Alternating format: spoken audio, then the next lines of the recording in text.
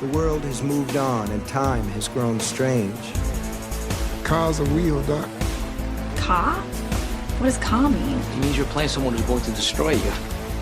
All things serve the being. Tell the man in black I say hello. The world as Roland had always known it would be swept away. It starts here. From its field of roses, the Dark Tower cries out in its beast's voice. Time is a base on the water.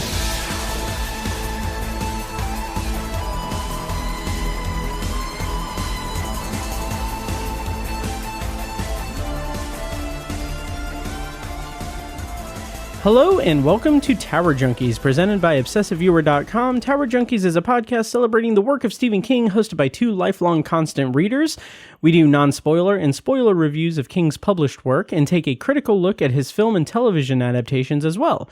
We also discuss the latest King news and check in with each other on our ongoing King obsessions. It's the podcast where all things serve the King. You can find more of our work at TowerJunkiesPod.com. You can also like the Facebook page at Facebook.com/TowerJunkiesPod and follow us on every level of social media, including the sinking ship that is Twitter at TowerJunkiesPod. And if you'd like to support what we do here, you can become a patron at patreon.com/obsessiveviewer for a ridiculous amount of bonus content spread across all of ObsessiveViewer.com's various podcasts. And if you want only Stephen King related content, you can become a patron at the special $4 tier that's specifically for Stephen King related content. On that, I have commentary tracks for, it's Chapter 2, I'm blanking, The Shining, Dr. Sleep, a bunch of different adaptations of King's work. I also do Church of King recordings where I go through Stephen King short fiction collections, story by story.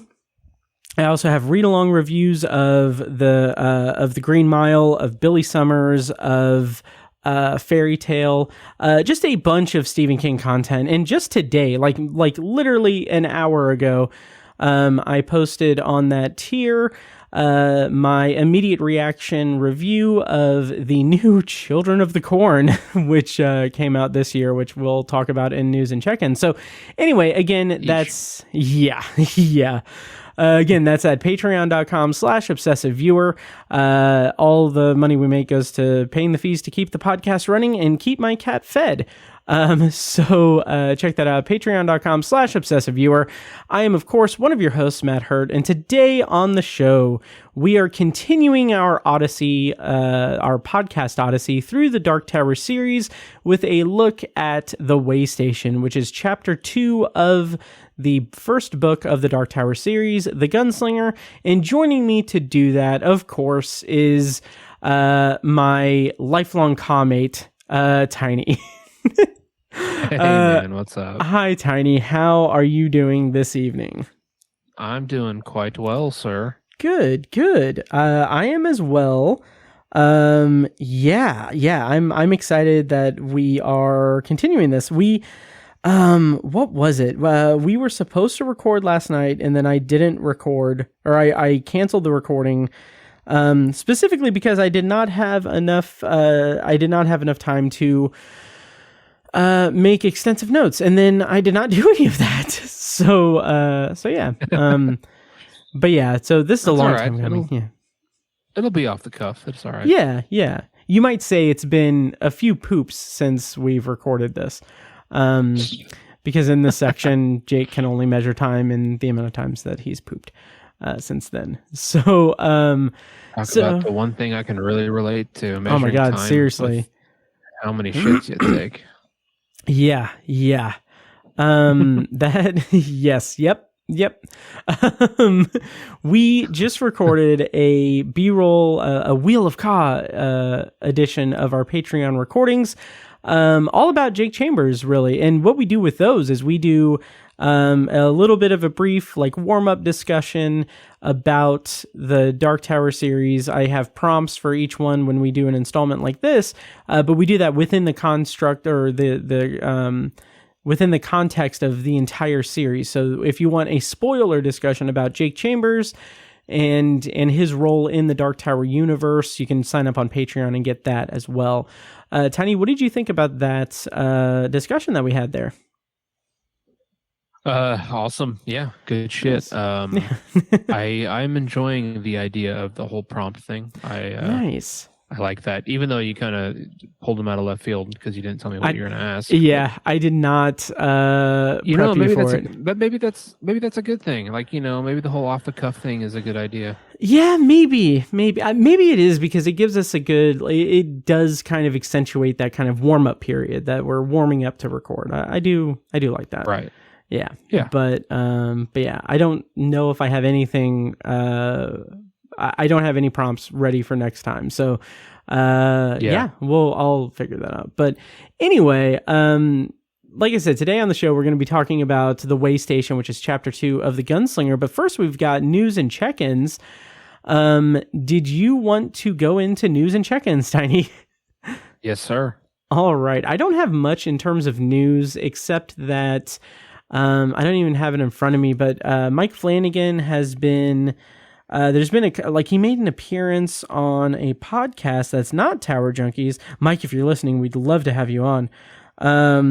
But he made some remarks about the Amazon pilot for the Dark Tower series, or the Dark Tower series that was from Glenn.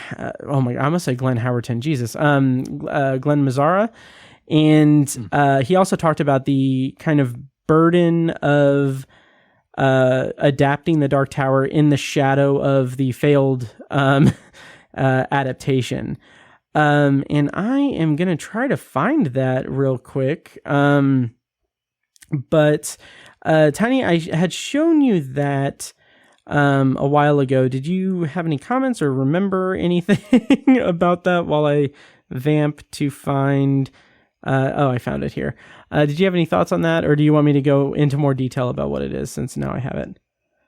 Well, if I remember correctly, he was sort of, I don't know if admitting is the right term, but he was basically saying, he's kind of struggling a little bit, or like it's a slow process, maybe is the best way to put it, if I remember correctly. That's really interesting, because I don't know. Okay, so this is going to sound so weird. And again, Mike, if you're listening, don't let this comment hold you back from coming on the show at some point. DM me, please. But anyway, excuse me. Jesus, that was terrible. But I had a dream where he was confiding in me about the difficulties of adapting the Dark Tower series. And I legitimately don't know if that was a dream or if that was something that I read and then recontextualized in my head it as a dream. But I do remember having a discussion in my dream space about him. But yeah. But the statements that he made regarding the Dark Tower movie, he was on the Script Apart podcast. And he said that, I'm reading from GameRant.com, quote, Flanagan recently told the Script Apart podcast he believed the film's failure may have torpedoed his chances of getting to make a Dark Tower streaming series. And he had said on the podcast, quote, my Dark Tower adaptation couldn't be more different from the movie. That was the wrong approach to the material, kind of across the board, and it was such the wrong approach that I think it kind of salted the earth for anyone else who wanted to plant something under the Dark Tower banner for who knows how long. And of course, Flanagan acquired the rights to adapt King's Dark Tower, the Dark Tower last year, but momentum on getting the series into production at Amazon has slowed. And then he went on to say, quote, they were able to overcome it for an Amazon Studios series that took another different approach again that is very different than the one I am proposing, and that didn't get off the ground. Flanagan added, so that has also directly impacted the project, and I'm at Amazon. So I think the implication is that that's one of the reasons why it's being shopped to places, because Amazon already tried it and it didn't work. Yeah. Right. Yeah. That's a shame. It is. Yeah. Go ahead. Just the uphill battle of it is really really bothersome, basically. But I'm going to go ahead and just read the next section of this, and I'll put a link in the show notes, of course. But Flanagan referred to a lesser-known previous Amazon adaptation that created a single pilot episode in 2020, but was canceled before getting off the ground. Though its life was short, developing the Dark Tower series and shooting a single episode had cost Amazon significant time and money. This quote is from Flanagan. That's my studio now for television, and I can understand going to them and saying, hey, would you like to walk exactly down the same title that you spent all this money on that you still feel bruised from? I understand the issues, he said. So that's a little bit of a window into Flanagan's process, his uphill climb to the Dark Tower. How do you feel about that, Tiny? It's both surprising and not surprising at the same time, because like I think I've mentioned before, maybe last time or something, we were talking about this. There's so much drive for content now because there's so many streaming services, and there's 20 years ago there were only 100 shows on the air, but now there's like 400, right? And so you would think it'd be easy to get something on the air, but it's not. Yeah. Also, sometimes the budgets are huge and you can do a lot with them, but sometimes they're a lot smaller. And so, it's just kind of goofy. It's a weird, it's a weird environment right now for that reason. It's like there's less money, but there's so much more desire for content out there. I don't know. I wonder if there's some kind of I wonder if the bubble's popping a little bit. I think you've said before that we're sort of in a second golden age of television right now, because again, there's just so much out there, and there's so many opportunities for people to get their stuff made. That great stuff is being made right now. There's, at any given time, there are incredibly good shows. Like just every day you could go watch an incredible piece of television. And that's an unprecedented thing. And so I don't know how that relates to the Dark Tower and Mike Flanagan trying to get it done, but this is something that this is not going to be a limited series. This is going to be a big budget. It's fantasy. It's an ensemble cast. There's a lot of things working against it, I guess. Everyone wants to, most viewers now want to get all their episodes at once and watch every episode, in a weekend, and then watch it again, 3, 4, 5 times until the next season comes out. A lot of shows are limited series now, so that contracts are shorter. It's just a strange environment now. And I don't know. I feel like the Dark Tower sort of missed a sweet spot of maybe the year 2012 or 13 to 2021 was kind of like the sweet spot for this kind of show to get made. And Glenn Mazzara was in that arena, but I think maybe Lord of the Rings kind of screwed that up. The thing with that, the shitty movie, because Mike Flanagan mentioned that in his quote, and that's obviously going to hurt as well. But I don't know. I was kind of rambling there, but oh no, I totally agree, and that is a big part of that. But also that that's why I feel like I'm definitely okay with waiting however long it'll take for Mike Flanagan to get it off the ground and everything, because I don't want, we've already had this experience. We've already had the experience of okay, we're gonna get a movie, and then we'll get intermittent TV shows in between each movie.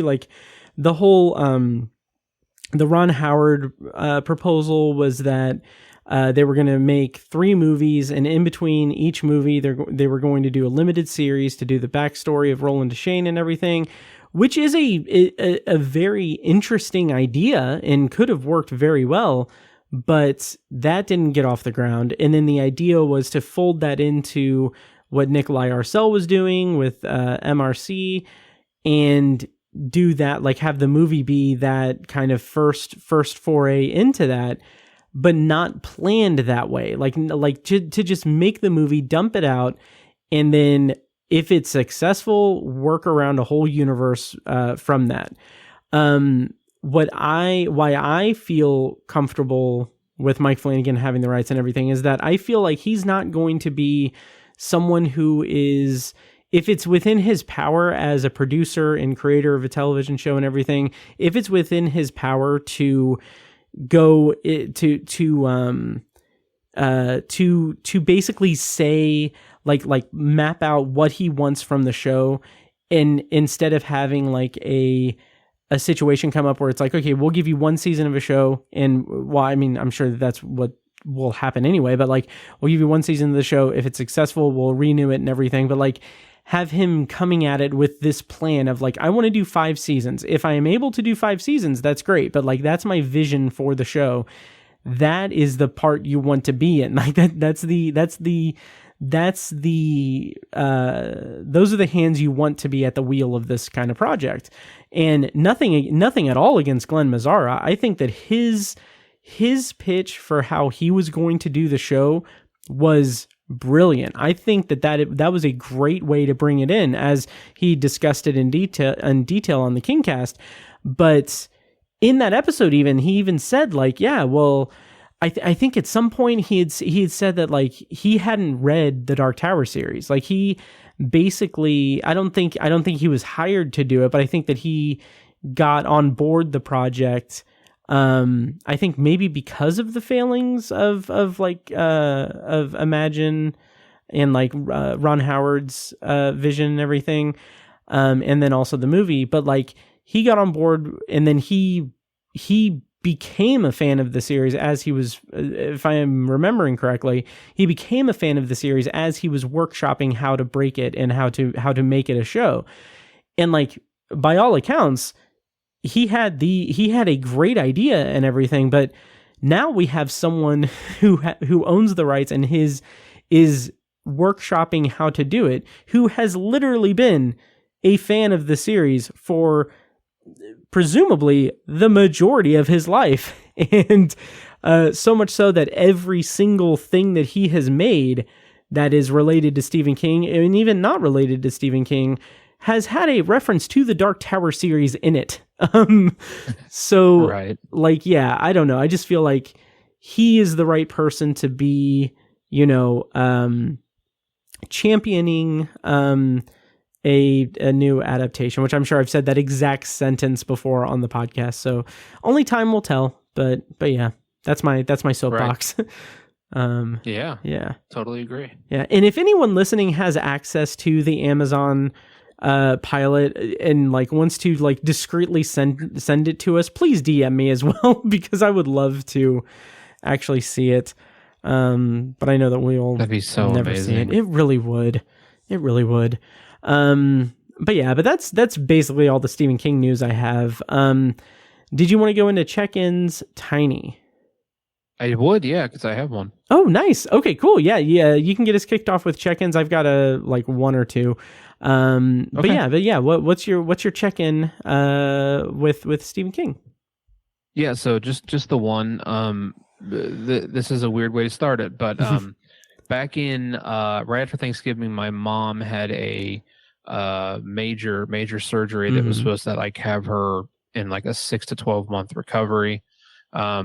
And we were all worried because she'd had a similar surgery before, and it was really hard on her and painful and difficult. And so because of that, I remember when she had this surgery 10 years ago, she read a shit ton of books, and she read all the Harry Potter books and stuff like that. And so I really enjoyed Fairy Tale, Stephen King's latest novel. I remember you were talking about this and mentioned that I think you were planning on giving her, or maybe you talked to me about it before.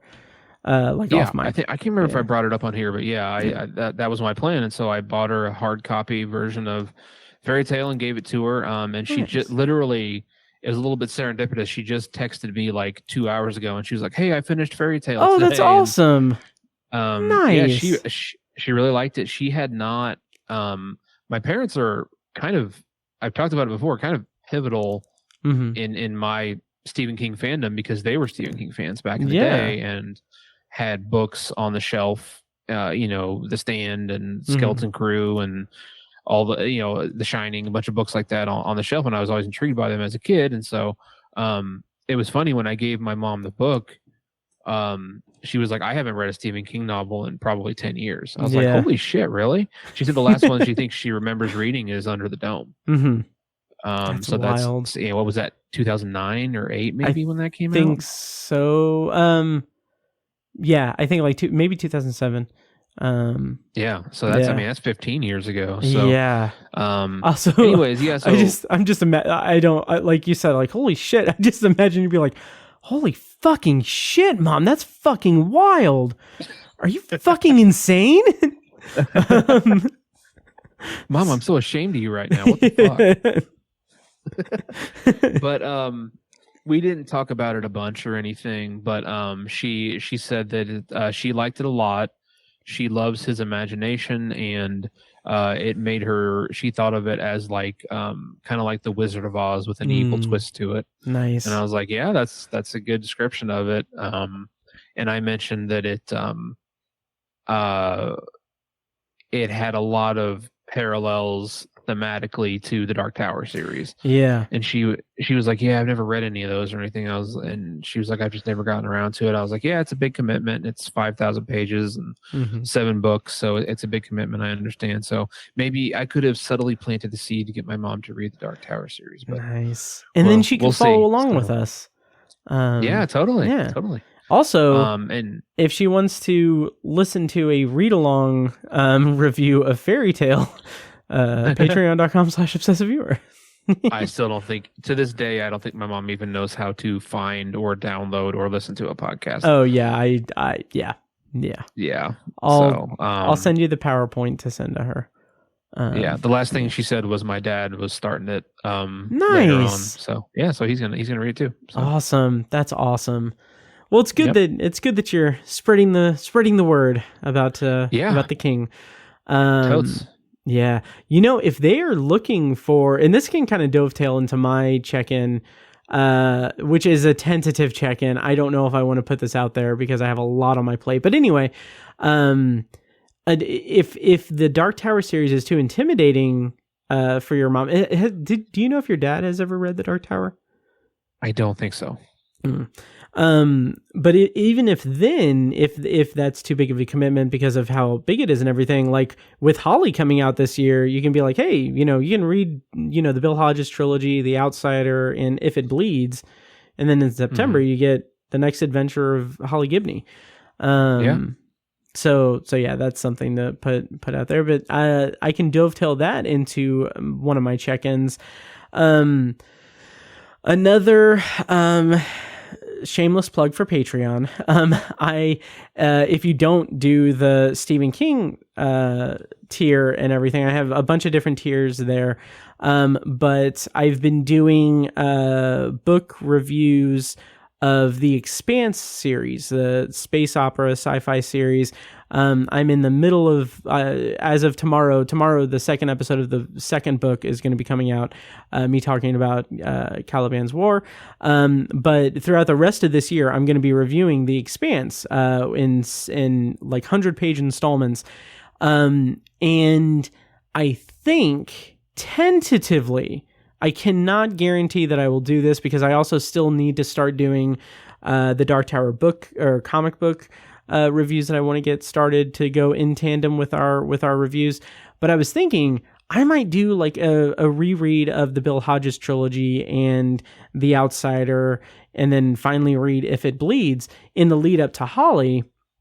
That way I can do a read-along review of Holly like I did with Billy Summers and Fairy Tale. But in doing that, I'll have to read the Bill Hodges trilogy, and I might do a read-along series for those books on Patreon. So again, patreon.com/obsessiveviewer. If I do that, I've mapped it out to where That would begin in the middle of next month, I believe. So I'll talk about it in the next episode if I have any updates or anything. But I think that I might do that because, why not? Yeah. What are your thoughts on that, Tiny? Yeah, that's kind of a big commitment for me. Yeah, it is. It is.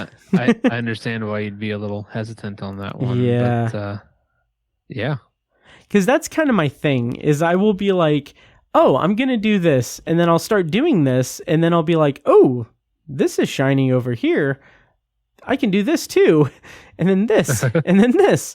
Right. Until I drive myself absolutely insane. So anyway, that's something that might be in the pipeline. But another incentive to join our Patreon, patreon.com/obsessiveviewer.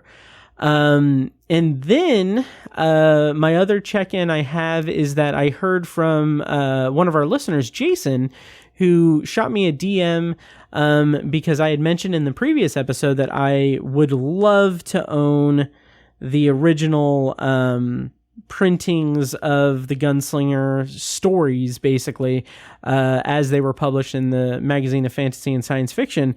And I had lamented in the previous episode that I'm sure that it is very expensive, and very very hard to find and everything. And he took the time to send me a DM that said he was catching up on the podcast the other day, and he heard me mention wanting to collect them. And he said it can be done on a budget, but it takes some patience and dedication for sure. I was able to collect all 5 over the course of about 9 months in 2020 and 2021, and prices ranged from $19, which is very appropriate, for the April 1980 issue to $90 for the October 1978 issue. All told, I spent about $220 on 5 issues.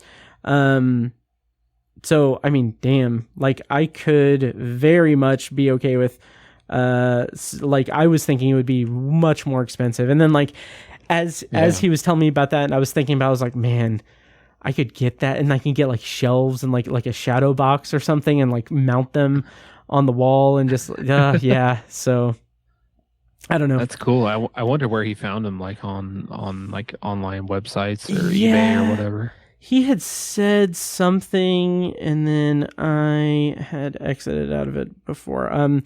He said, it seems like prices have gone up quite a bit since then, but if you keep an eye on eBay and abebooks.com, maybe you'll get lucky. I've never heard of abebooks.com, but yeah. Yeah. Interesting stuff to keep in mind. Yeah. So I'm Googling, I'm searching it. Yeah. Anyway, so that's something to kind of keep in mind. Do you have any interest in collecting the original magazine of fantasy and science fiction editions of the individual stories of the Gunslinger? Yeah, I definitely would. My knack for collecting things has really, really gone out the window. I mean, I understand that. I got rid of all my DVDs and Blu-rays. They're all gone. Because I was not using them. Yeah. I'm not a fan of collecting anything that I'm not going to use. Like there are people who collect things that are for display only, and like I'm not a fan of that. Like I don't care what it is. Like if I bought a car or like a classic car, like I would want to drive it. Oh, like that's kind of how I am. And like if I buy a book, I want to read it. So and if I don't do that, then I'm not going to collect it. That's kind of my thought. And so I don't know. I'm not against it for sure. I'd be curious. But that's I don't know. I'd have to think about it. Nice. All right. Well, I'll see if I can get the shipping canceled. I'm kidding. So dumb. But also, and this is going to be very brief, and then we can get into our review and everything. But like I don't know. Thinking about the individual publications of the Gunslinger chapters and how they are kind of just stories that are put together and everything, I like speaking it out loud here tonight. I just remembered how much at one point when rereading the Dark Tower series, I remember thinking like, because everyone says like, okay, we would love if Stephen King went back to the Dark Tower and did like one other Dark Tower novel and did like talked about like the Battle of Jericho Hill or any other thing in the Dark Tower universe. And like I remember at one point us talking about how awesome it would be if Stephen King just released a collection of short stories that all took place in the Dark Tower universe. And just having like all spans of time and levels of the tower, like everything, and just have a collection of short stories and novellas in one publication. I think that would be so awesome. But yeah, that would be fantastic. I would be all over that. Right? Like yeah, it would. I would love that. After some quick Googling, I looked up, like there's a lot on eBay of the 5 magazines together. It's $480. Oh. And like it kind of turned me off of it because like literally the magazine covers don't have any Gunslinger Dark Tower artwork on them. It's all other, it's artwork from other stories, I assume, that are in the magazine. Like they all have his name on there. They say Stephen King, but like it doesn't, like none of the artwork is the Dark Tower. So, that's too bad. It lost its appeal for me in that regard. I don't think I'd ever. I mean, if it was like $100 or something, oh sure, I might go for it. But so it's certainly cool, of course. Yeah, but I don't know. I probably wouldn't pull the trigger on them. Okay, pull the trigger. Nice. Cool. Well, we will check back on that as we go through the series and everything. The other thing I was going to say, just really briefly, like. And I think I may have mentioned this at some point, but I kind of feel like with us doing the Dark Tower series on the podcast and everything, at some point I want to pull the trigger and actually get like a Dark Tower tattoo. Because I've said for years I want to get like a Dark Tower tattoo. Never done it. I've not had a single tattoo on my body ever. So I don't know. It's something maybe to think about as we go through the series. And then we'll have like a special episode where it's like you'll just hear like a bzzz, and then you just hear like a voice going like ah, ah, ah. That'd be me screaming. I was trying really hard not to get too loud, so because I didn't want the mic to clip. But I just feel like that would be the experience. Not really. I think I'd be fine. Probably, right? It hurts. I'm not gonna mince words, but what I found is getting my most recent tattoo, time is very critical. Like the first, so I did 2 3-hour sessions to get this done. And the first hour, you're like, yeah, it hurts, but you're like, whatever, it's going to be worth it. And then after the second hour, you're just like, oh man. And then by the third hour, you're like, let's fucking stop. I am so ready to be done with this. I don't care how it looks. I'm so ready to be done. I don't know how people can sit for like 5-6 hours. And I can't imagine. I just couldn't do it. But yeah, I mean, if you get something small enough, like the other 2 small tattoos that I have, both took 20 to 30 minutes a piece. Oh, nice. And I didn't even think about, I was like, yeah, it hurt, but like it wasn't a big deal because it was 20 minutes. Like it wasn't. So to me, the length of the tattoo and positioning, I think, is also important. But I think you'd be fine. Yeah. Okay. A good rule of thumb for all of you listening here is that if you can stand listening to us talk for an hour and a half or so, you can probably withstand an hour and a half of needles. Yeah. And this is a complete non sequitur, completely not, I mean, nothing to do with any of this really, but it's on that same subject. So it's not really a non sequitur, but having never gotten a tattoo, and then I swear we'll get into the actual content of the episode. Having never gotten a tattoo, you said 2-3 hour sessions. Is it like getting like a haircut where they try to make conversation with you, and then like, is it one of those things, or is it like, hey, I'm gonna just, poke you in the arm for a few hours. You can mess around on your phone or listen to podcasts or something. It probably depends. It probably depends on the artist. I had my neighbor do mine, and he's an older guy. Mm-hmm. And he has like a no cell phone policy. Oh, like, wow. You can't be on your phone, which I kind of like. I think that's kind of cool. Like he has a sign, like it's like painted on the wall. It's not a sign. He like painted on the wall. He was like, no cell phones, be in the moment. Oh, nice. And which I think is kind of cool, because I think a tattoo should be about an experience too. Yeah. Also, I think that there's a certain level of protection there, because like when the movie came out, I was very strongly considering getting a tattoo. I had the whole idea of like doing like the sigil of like the line of Eld, Arthur Eld's like on my wrist or something, but I didn't want to have it. I don't know, or like have Ka on my like calf or something. But anyway. Yeah. I went to a tattoo parlor, and I like asked like, hey, how long would it take to do this? Like to do like just something simple like this, and how much would it be? And then they kind of like eyeballed it and was like, yeah, like 20 minutes, probably like $100 or something. It's like, okay, cool. Yeah. Do you have like a card or whatever? And to bring it back to the no cell phones policy and everything, like, yeah, like if you go like to like that tattoo artist's Instagram page, it's protected because he posts like pictures of his art, and like that protects like some, like no one can just like say like, oh, hey, I'm gonna take it to a cheaper person and steal his intellectual property and have it permanently put on me without paying him. Right. So yeah. So anyway. It's interesting.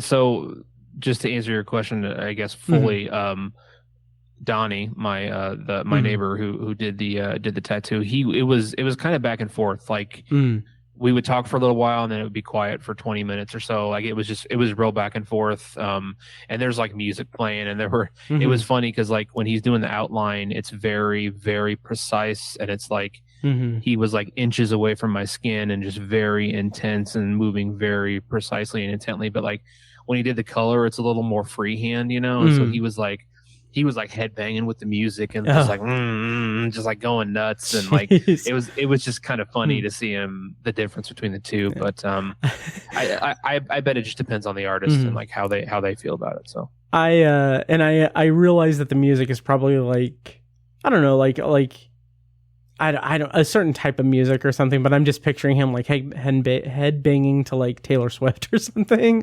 Like, I'm the problem. It's me. But anyway, yeah. Should we talk about the way station, Tiny? Yeah, we should probably quit beating around the bush here. We really should. So since this is the second installment of our 50 some odd episode Odyssey through the Dark Tower series, I have taken it upon myself to write a previously on the Dark Tower, and so maybe eventually I'll do like a music bed or something to have music playing with this, but here we go. I wrote this out previously on the Dark Tower. Roland Deschain, the last gunslinger in a world that has moved on, pursues a sorcerer named Walter O'Dim through the desert. It's not clear what their history is, just that O'Dim, the man in black, may hold the key to getting Roland to the Dark Tower, a mysterious and powerful structure that has a pull on Roland. In his pursuit, Roland meets a farmer named Brown and tells him the story of Tull, the only living town in the vast, empty desert, now dead thanks to the hands of Roland and the sorcery of O'Dim. The man in black cursed the town by bringing a dead citizen back to life and impregnating the town's preacher with the demon spawn of the evil Crimson King. Roland confronted the preacher and put an end to the pregnancy. The preacher then summoned the town, now under the sorcerer's spell, to attack Roland. Roland, in turn, killed every man, woman, and child of Toll, and then continued his pursuit of the man in black. After sharing a meal with Brown the farmer, and sleeping on his property, Roland leaves Brown and continues on his pursuit of the man in black. And that brings us to The Way Station, which this story was originally published in the magazine of Fantasy and Science Fiction in April 1980. And I do have a short plot summary that I'm going to read, and then we can dive in to talk about this section, this chapter. So, first of all, any notes, anything I missed in the recap? No, that sounds good to me. Okay, good. So the way station, the plot summary. Here we go. Roland arrives at an abandoned way station and first encounters Jake Chambers, a young boy. Roland collapses from dehydration and Jake brings him water. Jake knows neither how long he has been at the way station nor exactly how he got there, and he hid when the man in black passed through. Roland hypnotizes Jake to determine the details of his death and discovers he died in a different universe that appears much closer in nature to our own. He was pushed in front of a car while walking to school in Manhattan. Before they leave, Roland and Jake search for food in a cellar and encounter a demon. Roland masters the demon and takes a jawbone from the hole from which it spoke to him. That plot summary came from, I think, IMDb, or not IMDb, but Wikipedia. But Tiny, The Way Station. How do you feel overall about this section of the story, and how did you feel reading it this go around? I felt great about it. There's stuff that jumped out to me. I'm still to keep continuing to hit this theme. I love the performance aspect of the audiobook. It's fantastic. George Guidall is amazing. So that's standing out. One thing that I kind of wanted to start with was I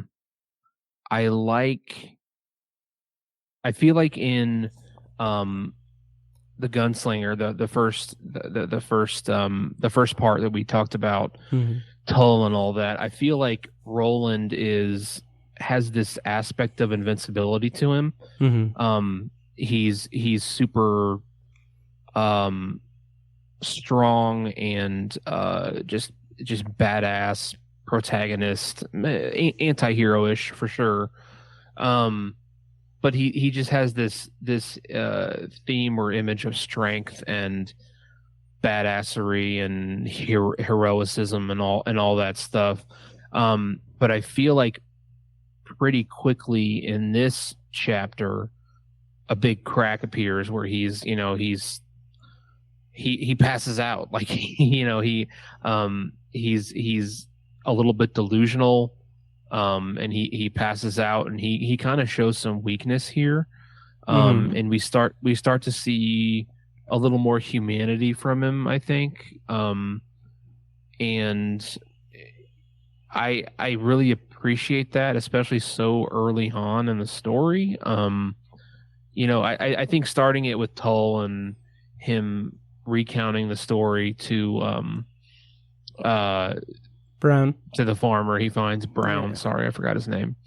That was a great way to start it, and I think it presents this image of him, but to present a flaw in the second, or not a flaw, but a mistake or weakness in the second chapter was a great idea.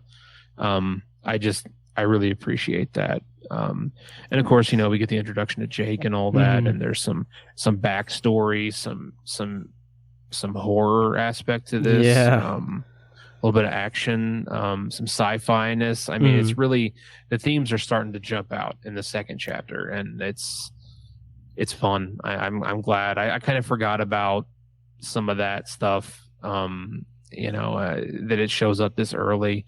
Most notably the sci-fi thing, the whole like North Central Positronics thing. Yeah. Or was it Lemurk? I think it was North Central Positronics. Yeah. I couldn't remember who manufactured the water pump, the nuclear water pump. But I was like, man, I forgot that showed up this early. That's really cool. And yeah, I don't know. It was fun reading through it again. Totally. And the thing that kind of jumps out to me is that I put such an emphasis on the Russian nesting doll storytelling of the chapter 1, The Gunslinger, and how it folds back on itself to tell another story within the story and everything. And to kind of follow that theme, the way station is another kind of vessel for storytelling in a respect, but it's more information gathering than anything, because we have Roland hypnotizing Jake, having Jake recount his death in our world and his world, while also delivering the backstory about his family, his home life, and like everything about New York that he experienced and everything in the lead up to his death. And in addition to that, we get Roland's backstory. The first time, it's our first look into Roland's childhood, and it starts with, I have it broken up into sections, so we can kind of go section by section and everything. But we, at the beginning, when he arrives at the way station, even from the jump of this chapter, he talks about a nursery rhyme that his mother sang to him, and it's the plane on the Spain, whatever. And even then, it's like, okay, like we get the little piece of information where he says something to the effect of, he remembers his mother singing that to him in the castle where he grew up, and how he never heard it in his bedroom, because those who were born to the high speech were not allowed to have, like, their mothers were not, their parents were not allowed in their rooms at night, because they didn't want, anything to like coddle them or make them fear the dark, or like whatever, however it's described. But like, that's our first look at the childhood of Roland Deschain. And then we get a full-on flashback with him and Cuthbert, and Hacks the cook, which we'll talk about a bit later. But how do you feel about the window into Roland's childhood, and kind of as a mirror to Jake's childhood, or his present, really, in this chapter? Yeah, it's interesting. I feel like it's a bit of the whole thing where he's remembering the nursery rhyme or whatever you want to call it. Mm-hmm.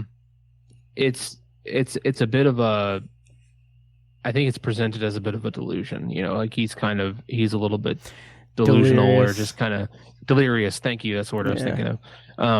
He's a little bit delirious because of the dehydration and exhaustion and everything. And he just has this random nursery rhyme or whatever going through his head. And it's an interesting in to get to his childhood and to start to develop him further, Yeah. I like it. I like it as a literary device that was, it was clever, and it works really well. And it sets up some really intense backstory for what Midworld is like, and what it was like in Gilead, and growing up to be. It has a very kind of a Greek Spartan kind of thing to it, where it's a warrior culture, and that is just a really cool premise, and I like that. I love the whole gunslingers and training from a young age.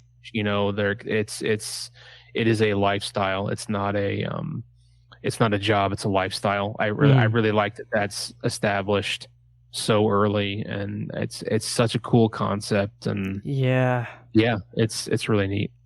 I freaking love it, and I'm excited to go forward with it as well. But like, that backstory, as it's described and everything, that window into it, that it's a kind of harshness, that's depicted, a harshness of life for the gunslingers in training. And we get that like later on with, like I said, Hacks the cook and Cuthbert, and how like Court, is it Court? I keep wanting to say Mort. But no, Court. Jesus. Anyway, with him and like the abusive angle of it and everything is just like unrelenting. And it does feel like that. Like you said, it's a warrior culture. And I think that there is a level of disruption within that, because here, like the backstory that we get of Roland, and I'm jumping ahead to the last section and everything, but the backstory we get is this kind of noble culture with people of, you know, personal stature and distinction in this warrior culture and everything, but we get the effect of it decaying. Like in some of the flashbacks, it says that, like, they refer to it as the world moving on. The world has moved on. Even then, it's not that the world has moved on into a complete post-apocalyptic wasteland. It's like the world has moved on from this culture that has these Arthurian knights with guns protecting it and everything. Now we have John Farson, the good man, coming to wreak havoc and dismantle everything. And we have that kind of at the forefront in that time and place. And I just find that to be really interesting. And again, I would love a collection of short stories that all take place like in the world, like in Gilead, and like all of that. Like I would love that. But absolutely, yeah. But Roland arrives at the way station, and like you said, he is delirious. He's completely dehydrated. He is not himself. And I thought that it was really interesting and a good kind of just hammering home of how delirious he was. That like he sees Jake, and his immediate thought, because his obsession is reaching the Man in Black, his immediate thought is like, oh my God, I've reached him. And oh my God, he is completely emaciated. He is just a skeleton because he's seeing like a 10-year-old kid. But he sees that it's Jake, and then they palaver. They meet. And how do you feel about the first encounter between Roland and Jake? It's fun to see it because it's again there's a fish out of water kind of aspect to it. They're both disoriented, you know, because Roland is going through dehydration and delirium and everything, and Jake is just disoriented because he died and he's in the afterlife and he doesn't know what's going on. And they're in this strange land. I think it's a little bit strange for both of them. You know, because Roland is seeing the whole atomic water pump for the first time. That's an odd thing for him. But yeah, I like the again, I keep going back to the performance, the audiobook aspect of it. I'm impressed with how George Guidall can make, using with his voice, makes the character of Jake. He plays with the two major themes that I was talking about earlier, where he has that childlike wonderment, but he's also very mature. Like when he's talking about how time moves, time is funny.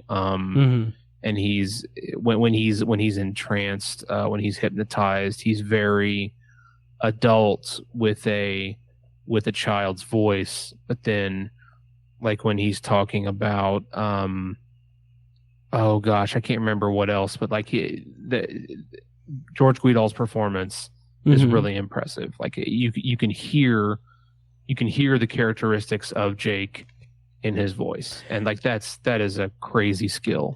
Yes, the nuance that he brings to the performance is amazing. Like in a good kind of it's kind of a little bit of a sidetrack, but like I think that there is, for those of you who listen to audiobooks, I understand that there are people who don't, and that's fine. But for those of you, those of you who do know that there is a level of, there's a degree of performance in the performance, and it can make or break a story. A good, for instance, is that I recently listened to the audiobook for a sci-fi book called Revelation Space by Alastair Reynolds. And I had read it previously, or I had listened to it previously, several years ago. And I was like, yeah, it's okay. But I wanted to get more into it and more into all of the series of Revelation Space books. So I bought the paperback and I read along with it. Shout out to Kim C, who promotes that level of immersion and everything.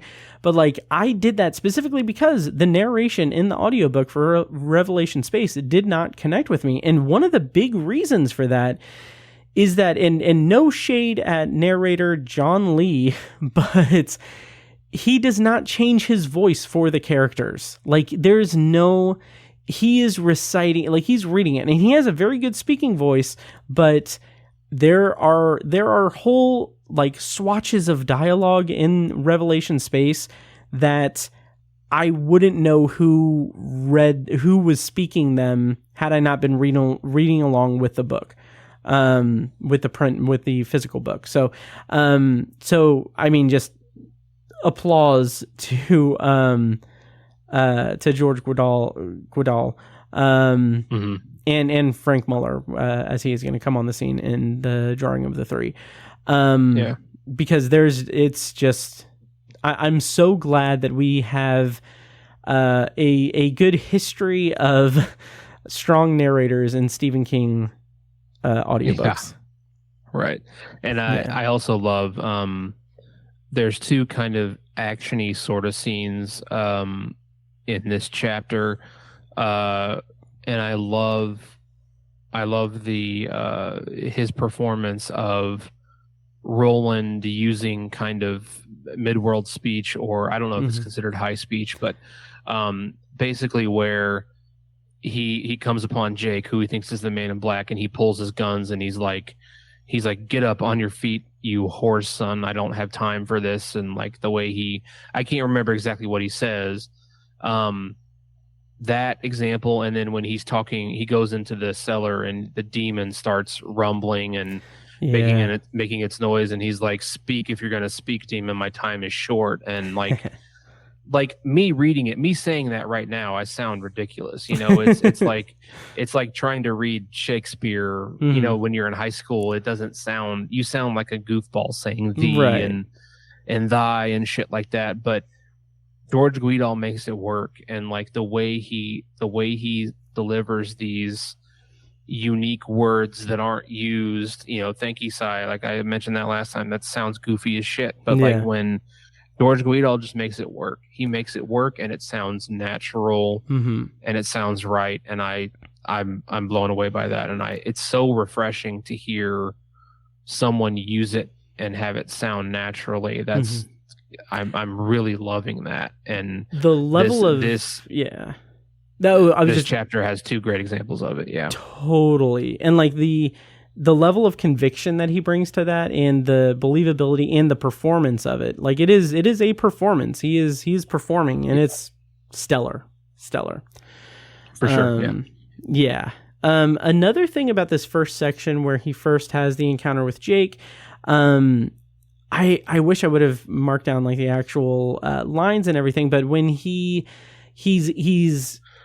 being kind of revived by Jake, basically he's given water and some food, and there's this moment where I think it's after Roland asks him where he's come from, and Jake he's stumbling through this vague fugue state memory of New York City, which I'll stop right here and say that is such an interesting scene, because he's his memory of his world is fading. He doesn't remember much about it.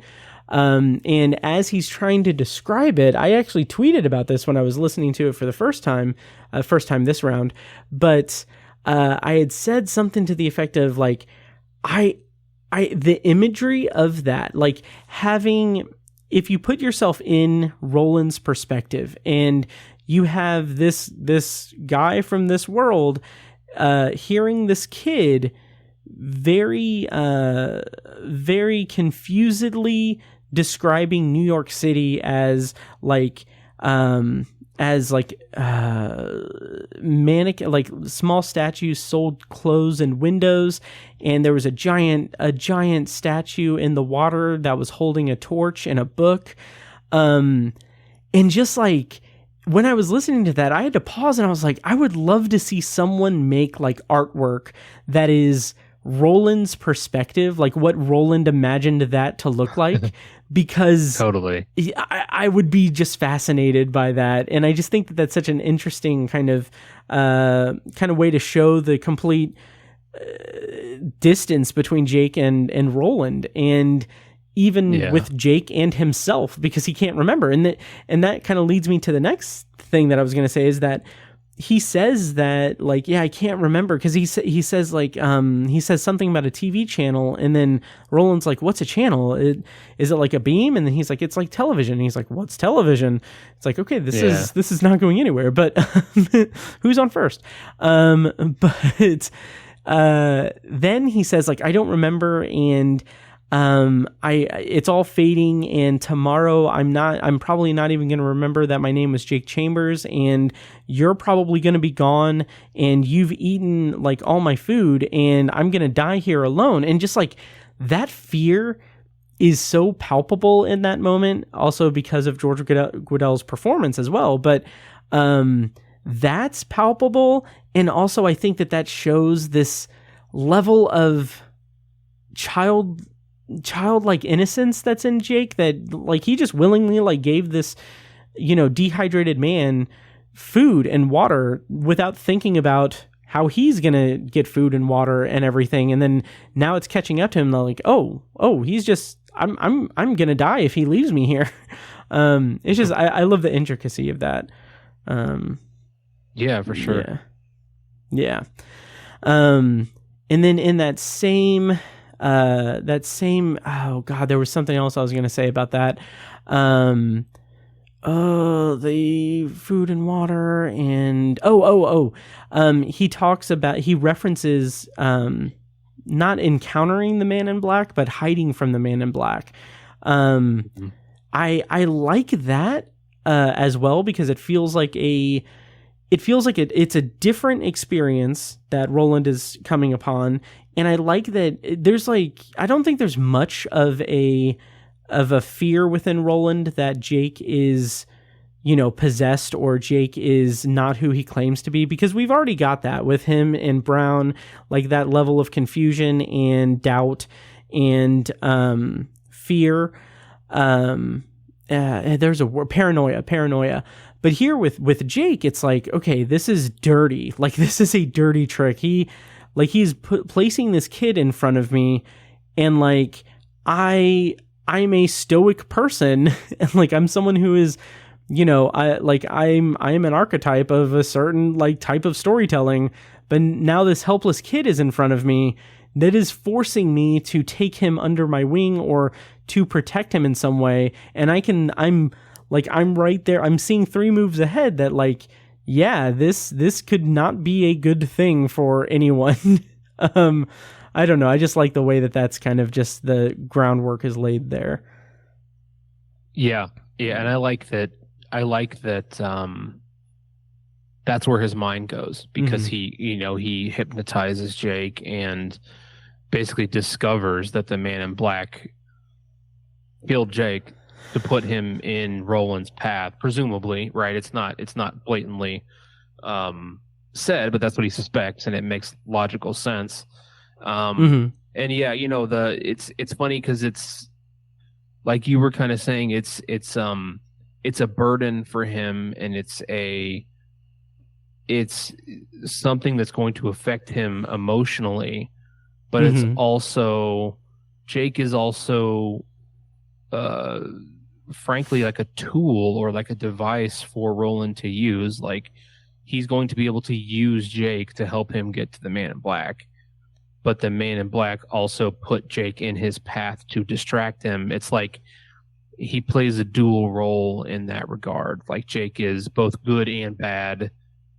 In Roland's pursuit of the Man in Black, he is good and bad. Like, he's a useful device, which is, a little bit disturbing way to put it, to talk about a human being that way, but that's how he has to think about it.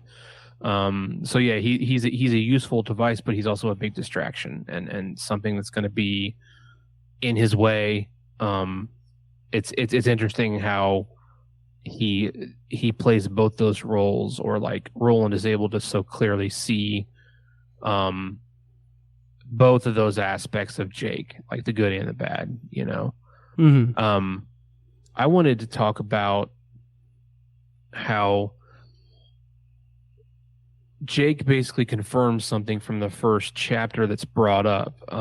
In the first chapter, Brown, when he's having a palaver with Roland, he brings up the idea that this is the afterlife, and he's in the afterlife, and I don't know that Midworld or this desert is exclusively the afterlife. Like, I don't know that that's the only purpose that this world serves, but it has that ability, or that's an aspect of this world.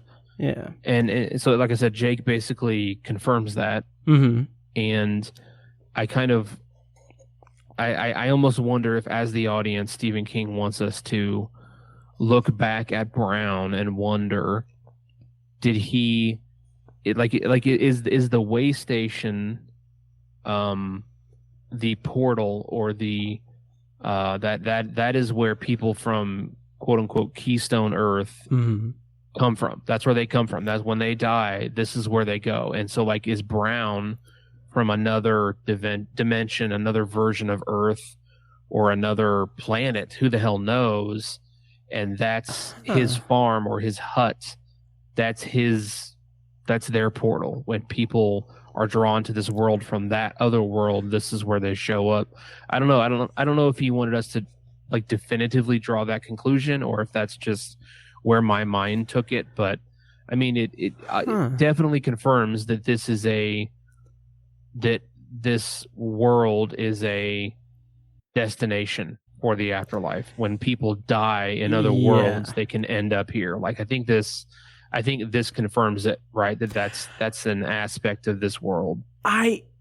Yes and no, actually, because I feel like my interpretation is that Jake is pushed in front of the car and dies, and then the Man in Black comes dressed as a priest, and I think that's when he intentionally sends Jake to the way station, specifically to be in the way of Roland.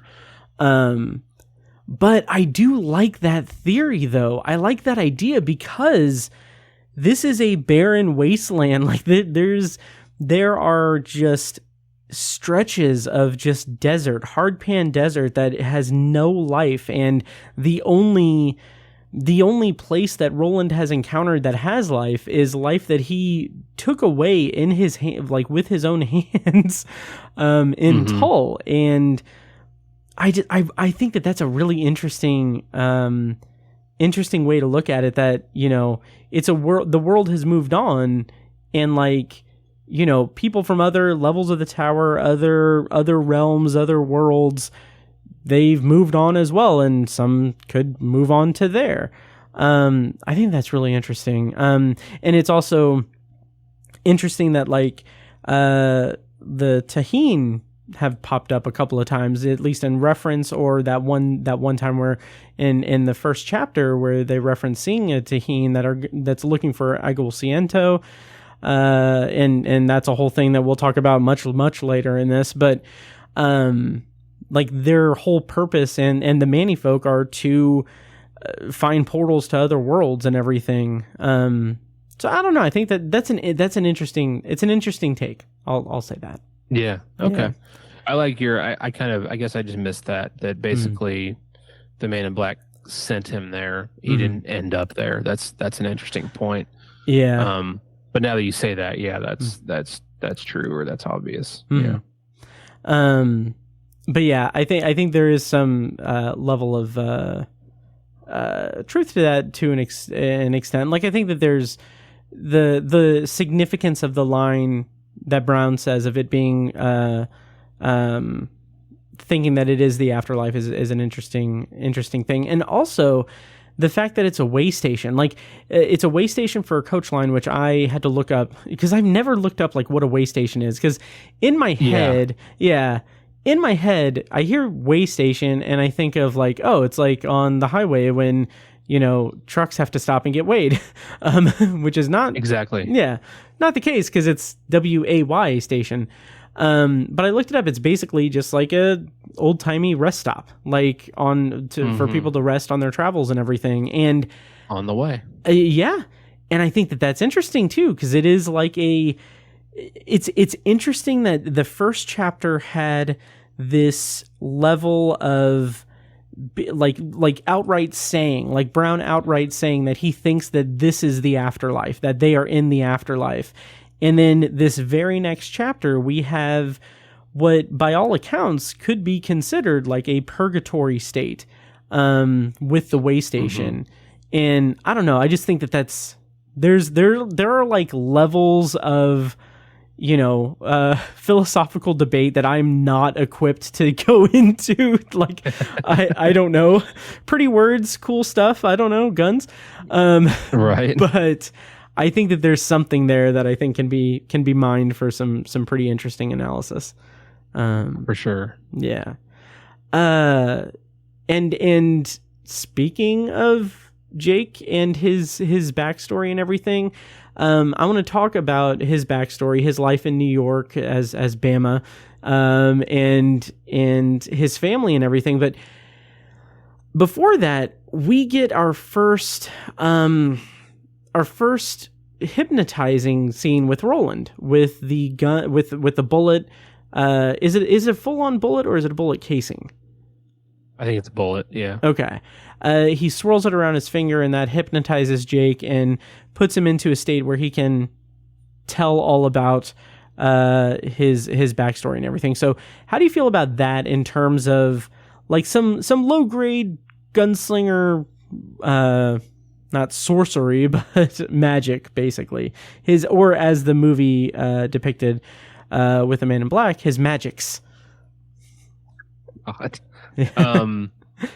I love it. I think it's just a great literary device. You know, it's totally believable that he has this ability, and it's a great way to draw information out of character, and it you know, it's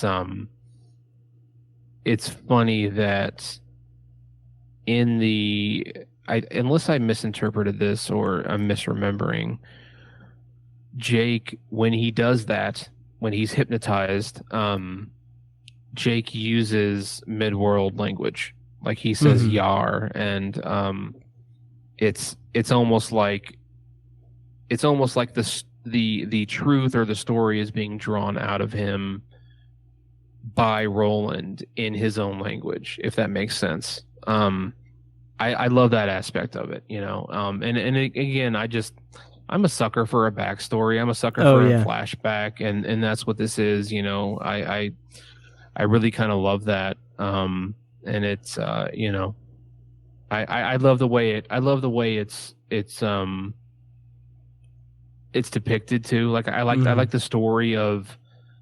It's a weird sentence to say, but I like the story of Jake dying. Like, it's like just the progression of events where he's pushed into oncoming traffic, and it's, you know, it could be such a brass thing, but it has an elegance to it. The way he talks about it, he's like, you know, I remember skinning my hands on the concrete, and I look to my left and I can see a man in a Lincoln through the windshield, and it's like, oh, he just got pushed into oncoming traffic and he's about to get run over by a car.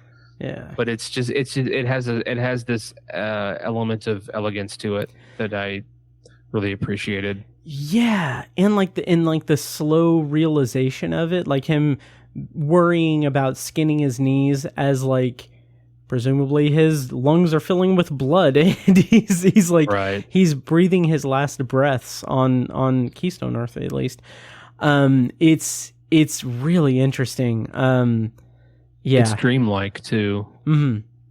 Yeah, Yeah. that and just the presence of the Man in Black there and him doing that and then like sending him into his own purgatory state and everything is really interesting to me as well, because we've had up until this point in the first section, we had this maniacal Joker-esque like persona with the Man in Black, where he, like, we had the whole thing with Nort coming back to life and him telling Allie, being like, hey, why did if he could bring me back to life, why did he make me still want the devil weed? Like, why didn't he take that away? And it's like just this chaotic level of mischief that the Man in Black has in that chapter. And then now we have him just murdering a young boy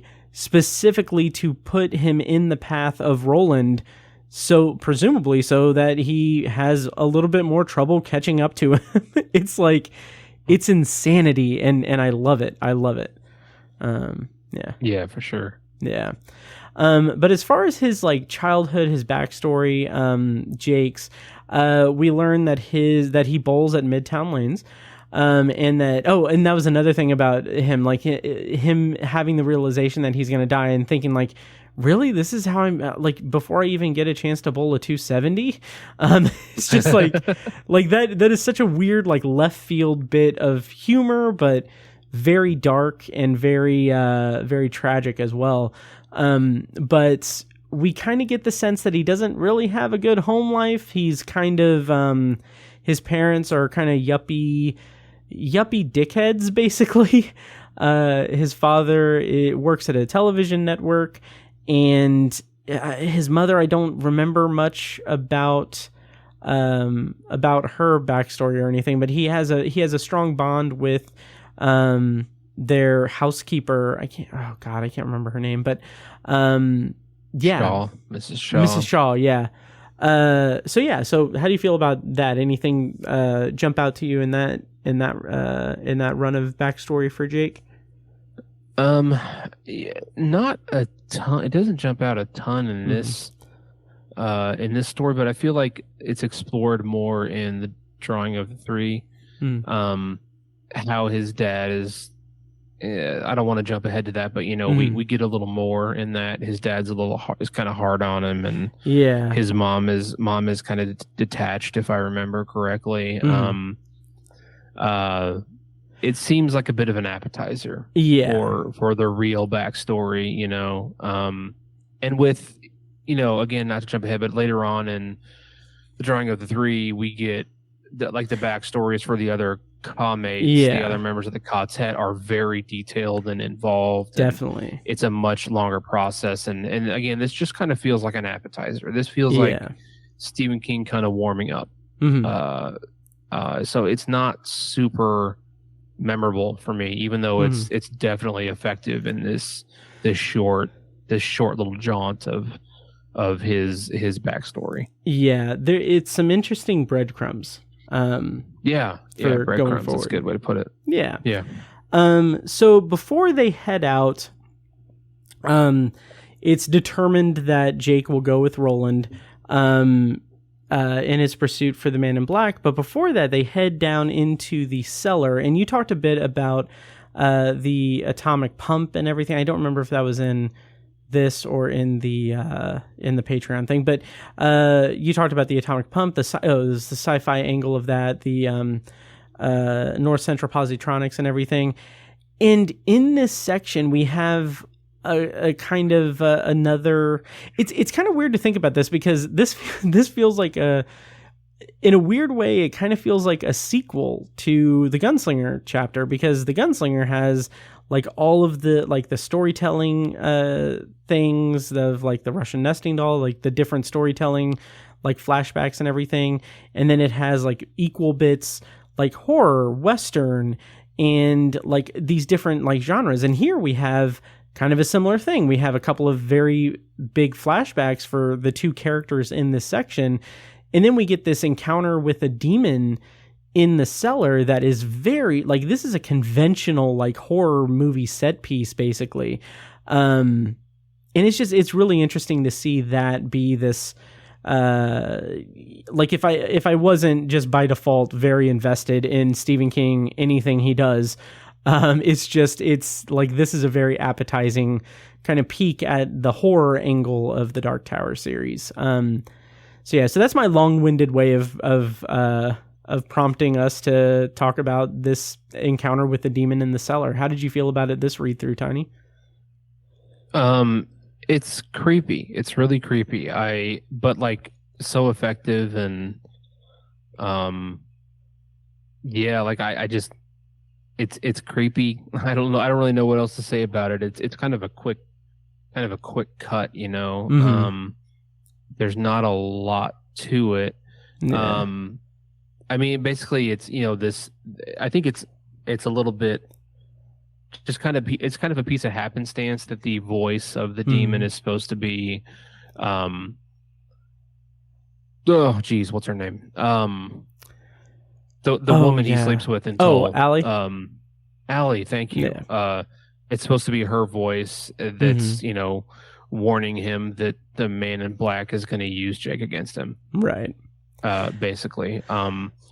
You know, and it's fun. It's scary and creepy. I like all those things for sure. And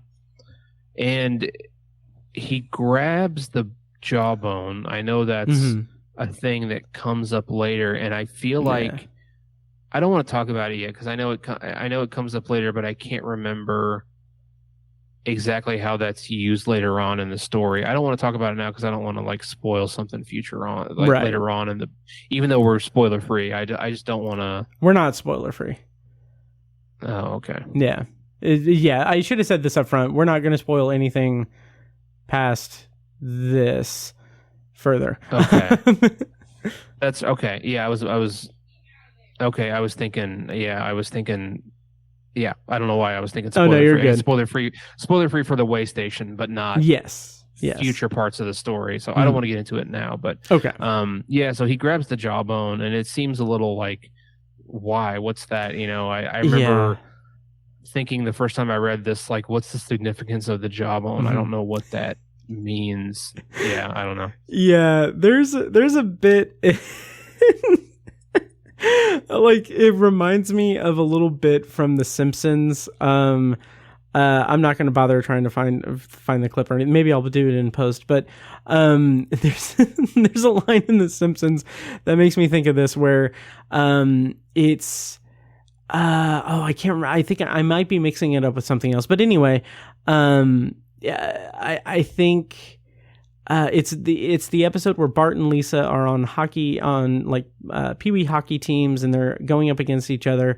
But after like their first match or whatever, they talk about how Marge got how like a hockey puck had hit Milhouse in the face and he lost his teeth, and Marge, for no discernible reason, took them home with her. And I am conflating it with another clip, but I don't know. Anyway, I just like this is off the rails, but they're like, why do you have that? And then she's like, I don't know.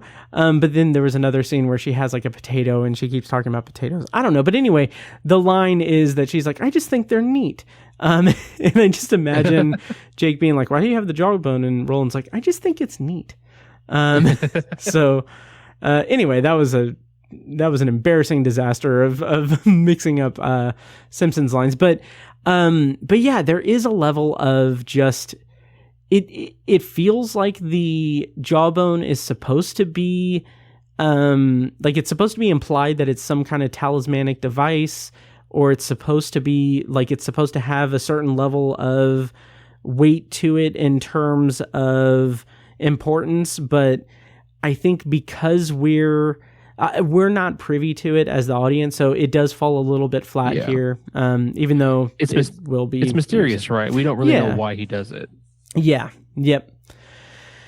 Yeah. So then the last section that I have here, I might be skipping ahead some sections, I think, but there was a line where Roland, like they reach the end of the desert? Because I remember there being a line about Roland seeing like actual green grass and being kind of taken aback by it. Do they reach that, or does he see that in the distance?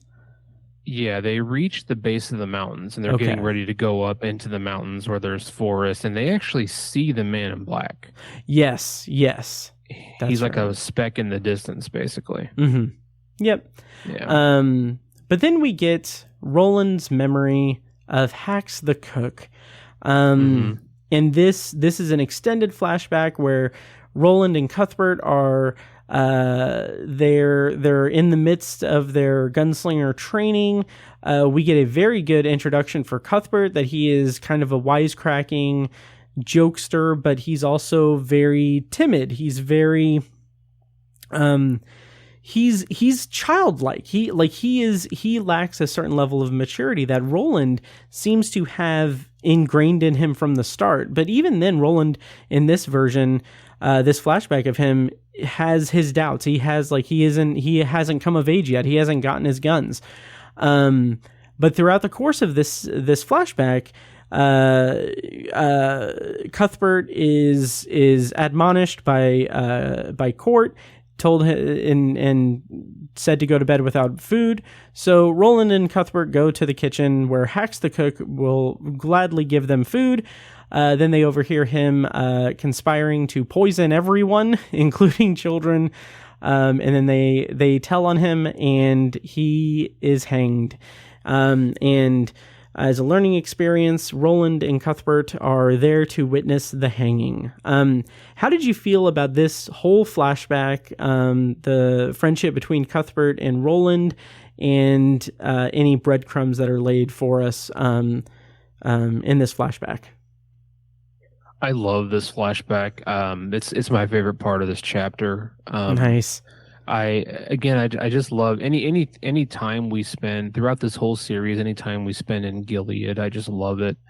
I'm fascinated by any tiny nugget of information that we get in these flashbacks that are little nuggets of development for child Roland turning into the most badass gunslinger of all time, right? Like it's so fascinating to most of the stories, heroic stories we get are you have your hero, but you don't know what made that hero. And that's what I love about these flashbacks is we get to see these little pieces that make Roland what he is now, and make him the best gunslinger in Midworld, and the this man who survived the calamity of the world ending, and he's the last one. It's interesting. I love all these little tidbits, and there's big stuff like he basically tattles on Hax the cook, and it results in him being hanged. And I feel like he has a little bit of inner turmoil about it, but ultimately he understands. And again, this is my interpretation, but I think ultimately he understands that this needed to happen, and I don't know that he tells his father that he kind of wanted to kill Hax, but ultimately I don't know that he wanted to, even though it needed to happen, if that makes sense. He understands that Hax needed to be hanged, but he tells his dad that he wanted to kill him himself, but I don't know that he really did. because he gave him food and he gave him pie, and he liked the guy. He had a good relationship with him, but he was also he was a bad guy. He was working for the good man, for Martin, the man in black. So it's interesting to see that they actually go to the hanging and see him get hanged and all that. It's just crazy how many little pieces of development happen in this short jaunt, this short story. Yeah. The Russian nesting doll, like you said, the quick story within the story, just how much is packed in, and how much that he experiences as a kid here influence him as an adult. It's crazy.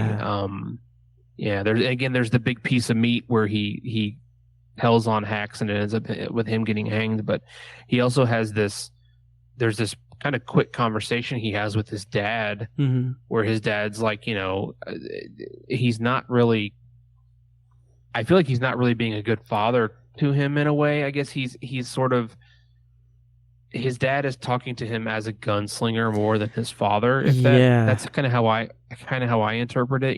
He's like, what was your reason for telling on him, or what? And he's sort of teaching him lessons. Like, I love the whole line where he's like, if the society hasn't had a bad guy in a while, or a scapegoat, maybe they'll invent one, I guess, or a turncoat, I think was the word, maybe. I think so. I can't remember what the term is, but he was like, if there hasn't been a turncoat in a while, they'll invent one, or they'll make one. And so I thought it was just all the little lessons and nuggets in this backstory all come together really incredibly in a character that we're still being introduced to. It's pretty amazing everything he packed into this little story. Yeah, I 100% agree, and I think that another big lesson for Roland here, and I do agree that it's so interesting that Stephen Deshane is not, I think you've hit the nail on the head, that he's not coaching him as a father and to his son. He's not it's not like he's imparting wisdom as a father. He's doing it as a gunslinger. The entire world is his gunslinging and everything. And one of the big lessons there that I think is really a window into the innocence of Roland as a child, and in the mirror that it holds up to this stoic, very distinguished kind of older gunslinger person who has all of this knowledge, is that he asks his father, he says something like, well, if you catch John Farson, then you don't have to hang anyone. You don't have to hang Hacks. He doesn't need to die. And he's like, well, that's where you're wrong, because, I think it goes on to what you said, anyone that they need a turncoat, any turncoat needs to, hang and everything. And it's not as simple as saying well, if you get the big fish, then the little fish can be let go. It's more of a statement, and it is more about the fact that he was willing to, for whatever reason, he was willing to murder countless people in the name of this crazy, revolutionary. I don't think we ever really get a good idea of John Farson and everything, and and his whole deal. But it's this big presence in the flashbacks that we get throughout the book. Throughout the series, rather.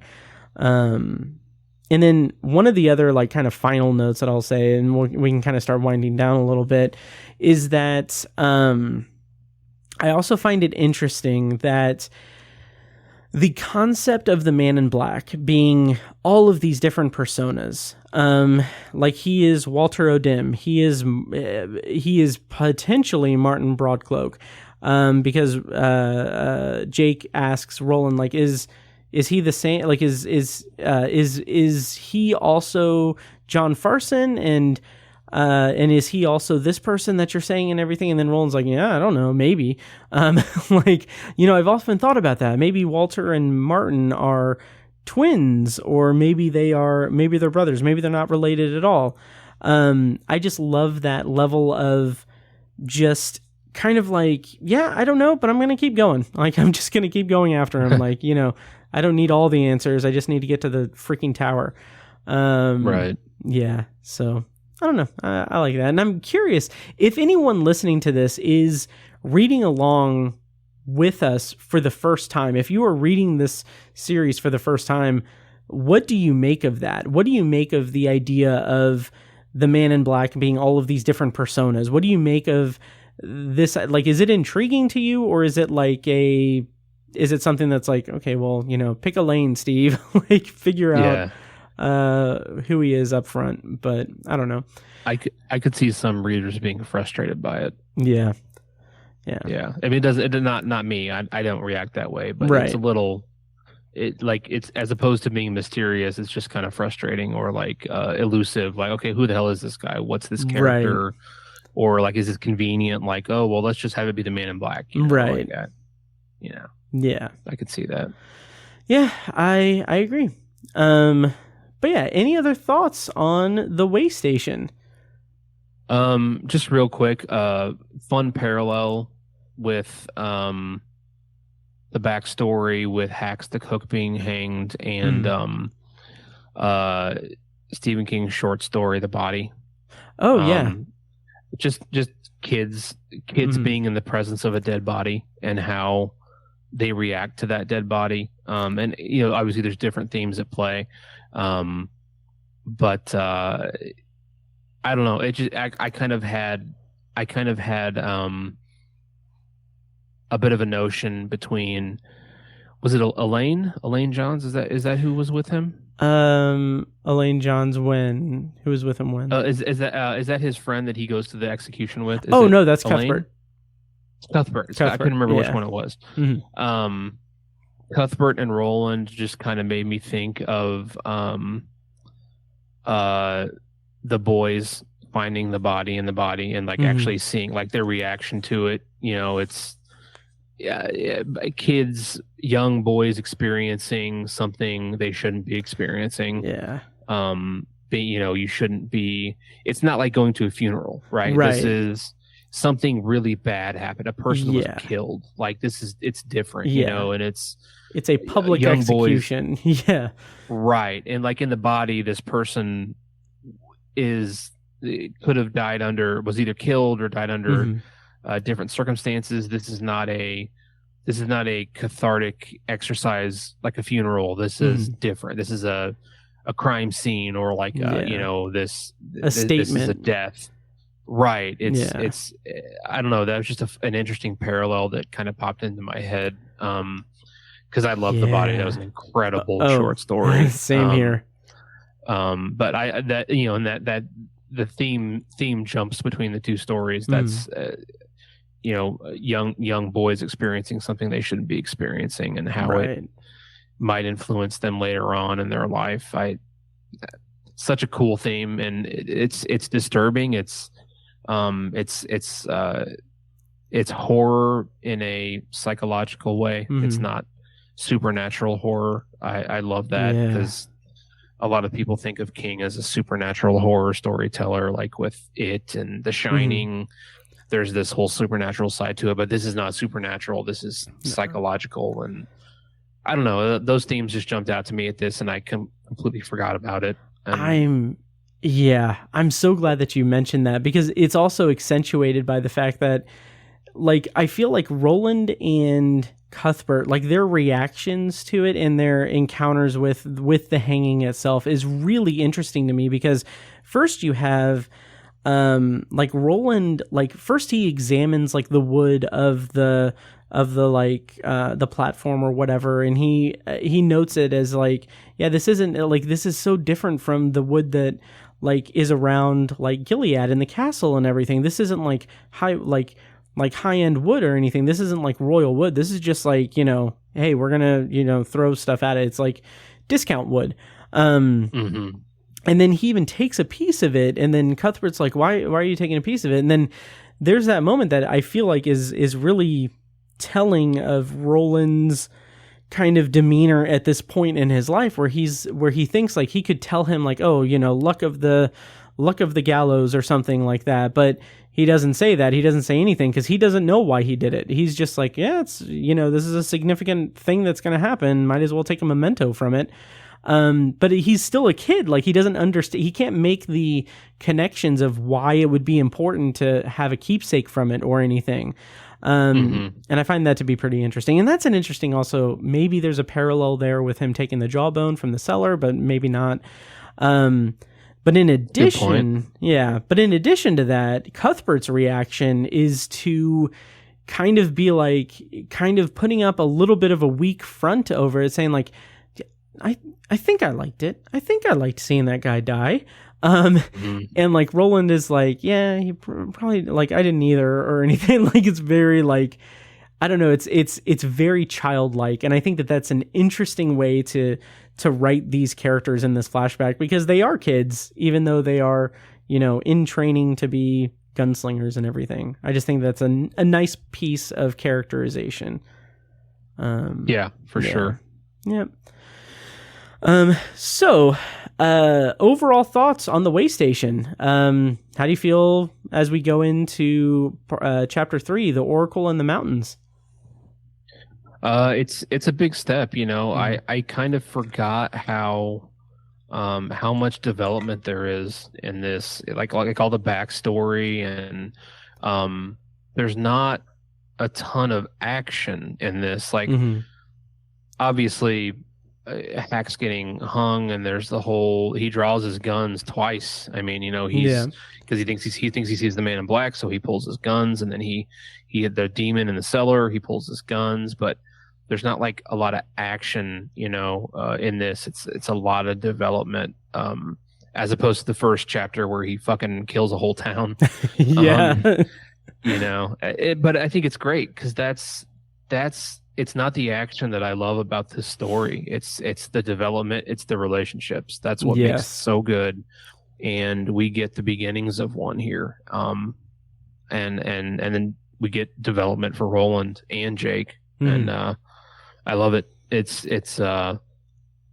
think I talked about it in the first episode that The Gunslinger is not my favorite book in the series, and I have kind of a hit or miss loose relationship with this book because it's not as accessible. It's a little bit it's pretty unique, and it's has a different style to it. So I don't have the best relationship with this book, but I think it's really evolving because I really kind of love it. Like I kind of love this chapter. It's sort of renewed my enthusiasm for the Gunslinger because I forgot how much development there really is, or the development's hidden. I guess the character development and the relationship is sort of hidden or downplayed maybe in this first book, but it's standing out a lot more on this read through. Nice. Yeah, I'm really I think I was somewhat surprised by how focused it is on the backstory or on the flashback, because I know from experience that, this is not the first flashback in this book, obviously, but this is not the first time that we are going to be diving into the childhood of Roland Deschain. And I like that this is just one significant piece of his backstory that's given to us while introducing us to a new character. So I don't know. I think it's really good. It doesn't need the action or anything. It proves it to be a compelling story, focusing on the characters here. And it's a great installment because it's just two characters really. Throughout it. It's really good. Yeah. Awesome. Yeah. Shall we wrap up? Yes, sir. Nice. All right. Well, that will do it for our conversation, our palaver on The Way Station, Chapter 2 of The Gunslinger. Next time on the podcast, Tiny, I had mentioned to you about maybe doing a taking a quick break and doing like an episode examining Children of the Corn, the new one and the old one. I said that before, like when I was like 10 minutes into the new Children of the Corn. I don't think I would have enough to say about a full episode. So I honestly don't. But if you're interested in listening to my thoughts on Children of the Corn 2023, I do have an immediate reaction on Patreon at patreon.com/obsessiveviewer. So sign up there for that and a bunch of other stuff. But next time on the show, on episode 87, we are going to continue the Gunslinger, guys. We're going to do chapter 3, which is going to cover the Oracle and the Mountains, which is the installment was originally published in the Magazine of Fantasy and Science Fiction in February 1981. So look forward to that soonish. I hope we'll get to that, I'm sure. But in the meantime, Tiny, any final thoughts before we close up shop for the night? Just looking forward to keep going. Nice. Same here. So I'm going to go ahead and start playing us out. Once again, check out our Patreon, patreon.com/obsessiveviewer for a bunch of stuff. And also check out our other shows. Obsessive Viewer is the flagship show of Obsessive Viewer podcasts. And then we also have Tower Junkies Anthology, which is my solo podcast about the Twilight Zone. Check all of that out. And until next time, thank you guys for listening. Long days and pleasant nights. And may you have twice the number. And now, enjoy this short clip from our Patreon exclusive RSS feed. For the full clip and more exclusive Patreon content, such as early access to episodes, TV, book, and movie reviews and reaction recordings, commentary tracks, and Patreon potpourri episodes, go to patreon.com/obsessiveviewer and become a patron at the minimum rate of $1 per month. Thank you and enjoy. So I feel like Kurt Wimmer is aware of that connection between Stephen King and the Twilight Zone, because obviously Stephen King has stated before that he's a fan of the Twilight Zone and he was influenced by it a lot when he watched it as a kid. But the way that this movie, like I would say probably the best thing about this movie is that there is one scene where Bo is watching It's a Good Life, that episode of the Twilight Zone. And there's a good portion of it that's shown. Like it's about a 30-second clip that they used in the movie. And that's great as an homage. I really appreciate that. As an homage and kind of a tip of the hat to the connection between Stephen King and the Twilight Zone and everything. And that's great. I really, really like that. But, and like I will say, that's the best part of the movie is getting to see like a 30-second clip from one of the premiere episodes of the Twilight Zone. One of the top-notch episodes of the Twilight Zone was the highlight of this movie, which should tell you how negatively I feel about the movie overall. I rated it 1 star on Letterboxd, by the way. It's just it's pretty abysmal. But this podcast was edited and produced by Matt Hurt and presented by ObsessiveViewer.com. You can find links to all of our shows at ObsessiveViewer.com/podcasts. For exclusive bonus content, including reviews, commentaries, and B-roll episodes, you can subscribe to our Patreon at patreon.com/ObsessiveViewer. Thank you so much for listening, and we'll see you in the next episode.